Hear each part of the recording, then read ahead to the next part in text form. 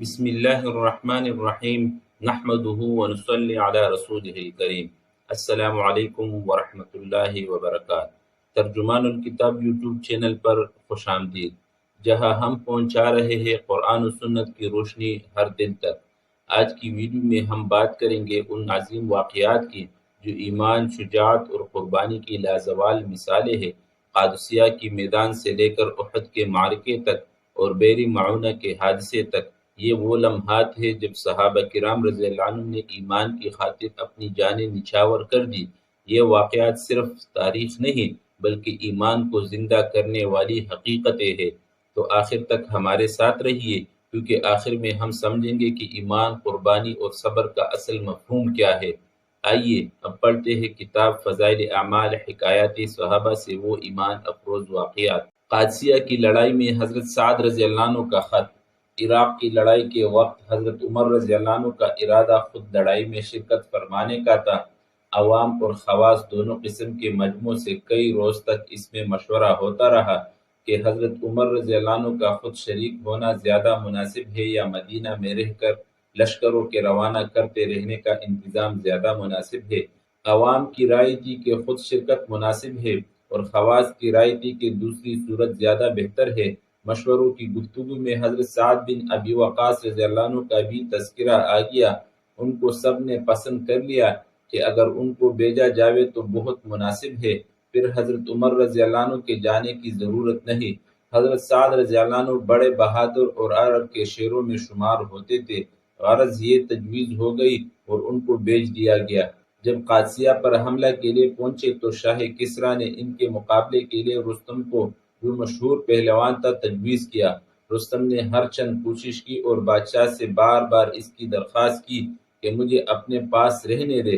خوف کا غلبہ تھا، مگر اظہار اس کا کرتا تھا کہ میں یہاں سے لشکروں کے بھیجنے میں اور صلاح مشورہ میں مدد دوں گا، مگر بادشاہ نے، جس کا نام یزدجرد تھا، قبول نہ کیا اور اس کو مجبوراً جنگ میں شریک ہونا پڑا۔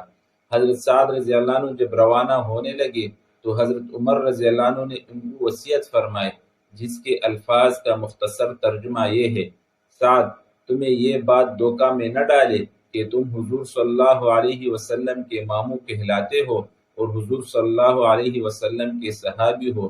اللہ تعالیٰ برائی کو برائی سے نہیں دھوتے بلکہ برائی کو بلائی سے دھوتے ہیں۔ اللہ تعالیٰ اور بندوں کے درمیان کوئی رشتہ نہیں ہے، اس کے ہاں صرف اس کی بندگی مقبول ہے۔ اللہ کے ہاں شریف رذیل سب برابر ہے، سب ہی اس کے بندے ہیں، وہ سب کا رب ہے۔ اس کے انعامات بندگی سے حاصل ہوتے ہیں۔ ہر امر میں اس چیز کو دیکھنا جو حضور صلی اللہ علیہ وسلم کا طریقہ تھا، وہی عمل کی چیز ہے۔ میری اس نصیحت کو یاد رکھنا، تم ایک بہت بڑے کام کے لیے بھیجے جا رہے ہو، اس سے چھٹکارا صرف حق کے اتباع سے ہو سکتا ہے۔ اپنے آپ کو اور اپنے ساتھیوں کو خوبی کا عادی بنانا، اللہ کے خوف کو اختیار کرنا، اور اللہ کا خوف دو باتوں میں جمع ہوتا ہے: اس کی اطاعت میں اور گناہ سے پرہیز کرنے میں۔ اور اللہ کی اطاعت جس کو بھی نصیب ہوئی، دنیا سے بغض اور آخرت کی محبت سے نصیب ہوئی۔ اس کے بعد حضرت سعد رضی اللہ عنہ نہایت بشاشت سے لشکر لے کر روانہ ہوئے، جس کا اندازہ اس خط سے ہوتا ہے جو انہوں نے رستم کو لکھا ہے، جس میں وہ لکھتے ہیں: فَإِنَّ مَعِيَ قَوْمًا يُحِبُّونَ الْمَوْتَ كَمَا تُحِبُّونَ الْأَعَاجِمُ الْخَمْرَ۔ بے شک میرے ساتھ ایسی جماعت ہے جو موت کو ایسا ہی محبوب رکھتی ہے جیسے کہ تم لوگ شراب پینے کو محبوب رکھتے ہو۔ فائدہ: شراب کے دلدادوں سے پوچھو کہ اس میں کیا مزہ ہے۔ جو لوگ موت کو ایسا محبوب رکھتے ہو، کامیابی کیوں نہ ان کے قدم چومے۔ حضرت وہب بن قابوس رضی اللہ عنہ کی احد میں شہادت۔ حضرت وہب بن قابوس رضی اللہ عنہ ایک صحابی ہے جو کسی وقت میں مسلمان ہوئے تھے اور اپنے گھر کسی گاؤں میں رہتے تھے، بکریاں چراتے تھے۔ اپنے بھتیجے کے ساتھ ایک رسی میں بکریاں باندھے ہوئے مدینہ منورہ پہنچے۔ پوچھا کہ حضور صلی اللہ علیہ وسلم کہاں تشریف لے گئے؟ معلوم ہوا کہ احد کی لڑائی پر گئے ہوئے ہیں۔ بکریوں کو وہیں چھوڑ کر حضور صلی اللہ علیہ وسلم کے پاس پہنچ گئے۔ اتنے میں ایک جماعت کفار کی حملہ کرتے ہوئے آئی۔ حضور صلی اللہ علیہ وسلم نے فرمایا: جو ان کو منتشر کر دے وہ جنت میں میرا ساتھی ہے۔ حضرت وہب رضی اللہ عنہ نے زور سے تلوار چلانی شروع کی اور سب کو ہٹا دیا۔ دوسری مرتبہ پھر یہی صورت پیش آئی، تیسری مرتبہ پھر ایسا ہی ہوا۔ حضور صلی اللہ علیہ وسلم نے ان کو جنت کی خوشخبری دی۔ اس کا سننا تھا کہ تلوار لے کر کفار کے جمگٹے میں گھس گئے اور شہید ہوئے۔ حضرت سعد بن ابی وقاص رضی اللہ عنہ کہتے ہیں کہ میں نے وہب رضی اللہ عنہ جیسی دلیری اور بہادری کسی کی بھی کسی لڑائی میں نہیں دیکھی، اور شہید ہونے کے بعد حضور صلی اللہ علیہ وسلم کو میں نے دیکھا کہ وہب کے سرانے کھڑے تھے اور ارشاد فرماتے تھے کہ اللہ تم سے راضی ہو، میں تم سے راضی ہوں۔ اس کے بعد حضور صلی اللہ علیہ وسلم نے خود اپنے دست مبارک سے دفن فرمایا۔ باوجود یہ کہ اس لڑائی میں حضور اقدس صلی اللہ علیہ وسلم خود بھی زخمی تھے، حضرت عمر رضی اللہ عنہ فرماتے تھے کہ مجھے کسی کے عمل پر بھی اتنا رشک نہیں آیا جتنا وہب کے عمل پر آیا۔ میرا دل چاہتا ہے کہ اللہ کے ہاں ان جیسا اعمال نامہ لے کر پہنچو۔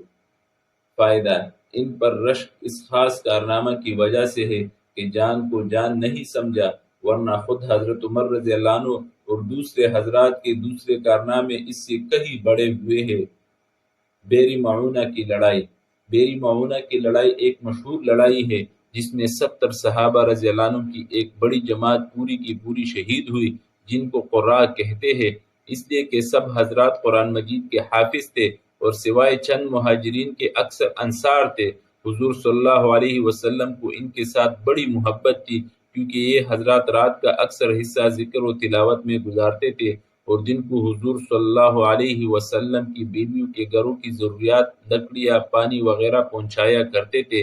اس مقبول جماعت کو نجد کا رہنے والا قومی بنی عامر کا ایک شخص جس کا نام عامر بن مالک اور کنیت ابو برا تھی، اپنے ساتھ اپنی پناہ میں تبلیغ اور وعظ کے نام سے لے گیا تھا۔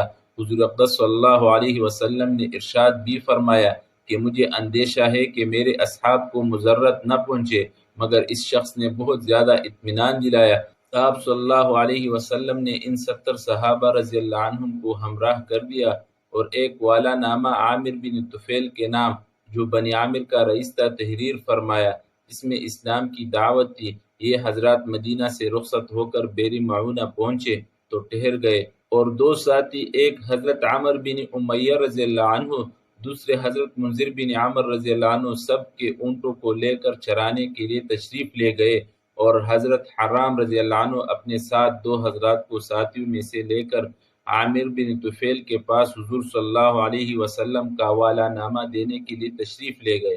قریب پہنچ کر حضرت حرام رضی اللہ عنہ نے اپنے دونوں ساتھیوں سے فرمایا کہ تم یہی ٹھہر جاؤ، میں آگے جاتا ہوں، اگر میرے ساتھ کوئی دغا نہ کی گئی تو تم بھی چلے آنا، ورنہ یہی سے واپس ہو جانا، کہ تین کے مارے جانے سے ایک کا مارا جانا بہتر ہے۔ عامر بن طفیل اس عامر بن مالک کا بھتیجا تھا جو ان صحابہ رضی اللہ عنہ کو اپنے ساتھ لایا تھا۔ اس کو اسلام سے اور مسلمانوں سے خاص غداوت تھی۔ حضرت حرام رضی اللہ عنہ نے والا نامہ دیا تو اس نے غصے میں پڑا بھی نہیں، بلکہ حضرت حرام رضی اللہ عنہ کے ایک ایسا نیزہ مارا جو پار نکل گیا۔ حضرت حرام رضی اللہ عنہ، فزت وربک الکعبہ، رب کعبہ کی قسم میں تو کامیاب ہو گیا، کہہ کر جاں بحق ہوئے۔ اس نے نہ اس کی پرواہ کی کہ قاصد کو مارنا کسی قوم کے نزدیک بھی جائز نہیں، اور نہ اس کا لحاظ کیا کہ میرا چچا ان حضرات کو اپنی پناہ میں لایا ہے۔ ان کو شہید کرنے کے بعد اس نے اپنی قوم کو جمع کیا اور اس پر آمادہ کیا کہ ان مسلمانوں میں سے ایک کو بھی زندہ نہ چھوڑو، لیکن ان لوگوں نے ابو برا کی پناہ کی وجہ سے تردد کیا تو اس نے آس پاس کے اور لوگوں کو جمع کیا اور بہت بڑی جماعت کے ساتھ ان 70 صحابہ کا مقابلہ کیا۔ یہ حضرات آخر کہاں تک مقابلہ کرتے اور چاروں طرف سے کفار میں گرے ہوئے تھے، بجز ایک کعب بن زید رضی اللہ عنہ کے، جن میں کچھ زندگی کے رمق باقی تھی، اور کفار ان کو مردہ سمجھ کر چھوڑ گئے تھے، باقی سب شہید ہو گئے۔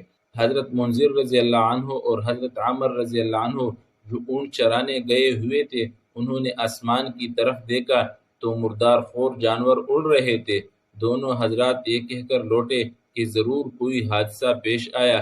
یہاں آ کر دیکھا تو اپنے ساتھیوں کو شہید پایا اور سواروں کو خون کی بری ہوئی تلواریں لیے ہوئے ان کے گرد چکر لگاتے دیکھا۔